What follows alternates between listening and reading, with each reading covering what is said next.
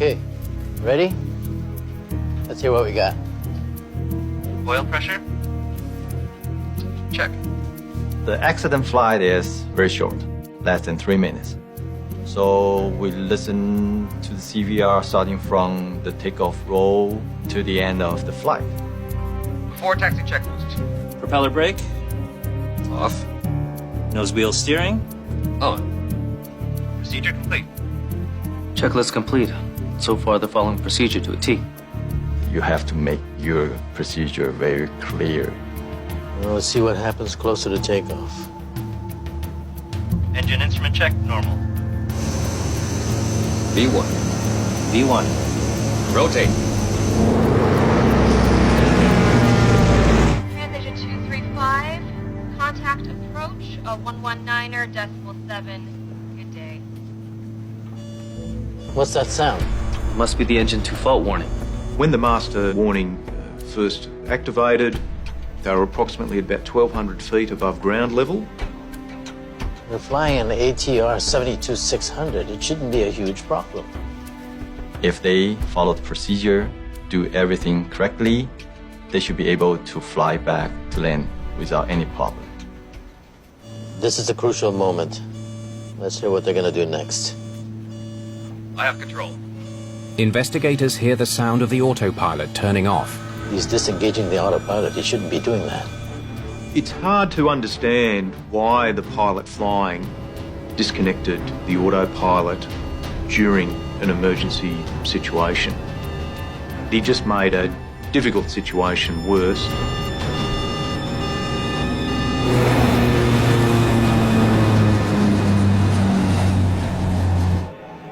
Keep playing.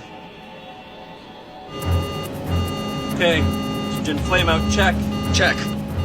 Their attention will be directed to the engine warning display, which in the ATR 72 clearly indicates which engine has failed. There's a checklist procedure on the screen. You follow it step by step. But instead of following the emergency checklist, Watch the speed. the captain does something inexplicable. Fullback number 1. The captain's starting to shut down engine 1 without fully understanding what the computer system is telling him. Both engines are capable of producing power.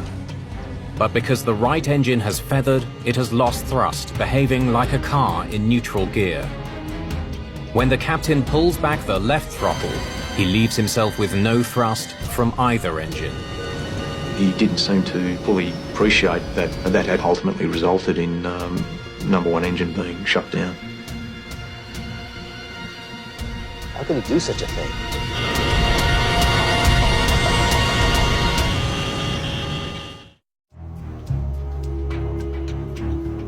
Investigators have discovered from the cockpit voice recorder that the captain of Flight 235 shut down the plane's only working engine.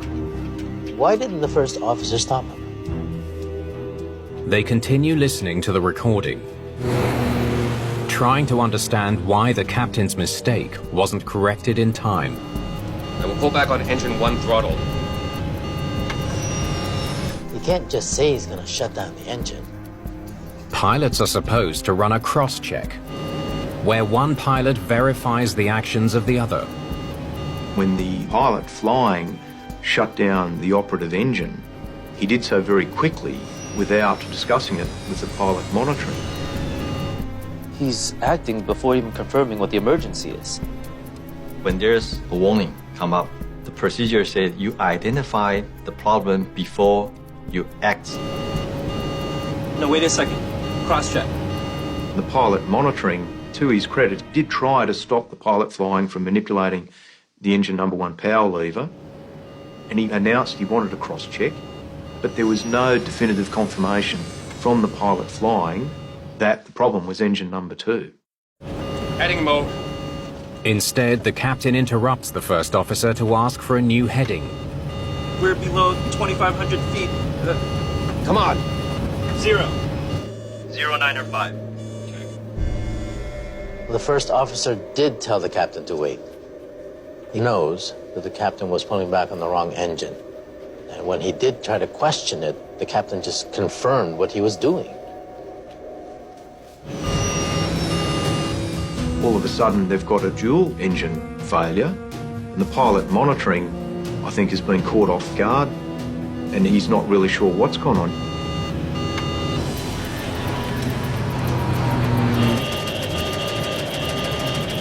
Restart the engine. I can't restart the engine. Oh, well. I shut off the wrong engine. The pilot flying clearly has an epiphany that they're in very dire trouble. Restart the engine. Can't restart the engine. I shut off the wrong engine. It's very sad. When I heard him say, I shut off the wrong engine, I was completely devastated.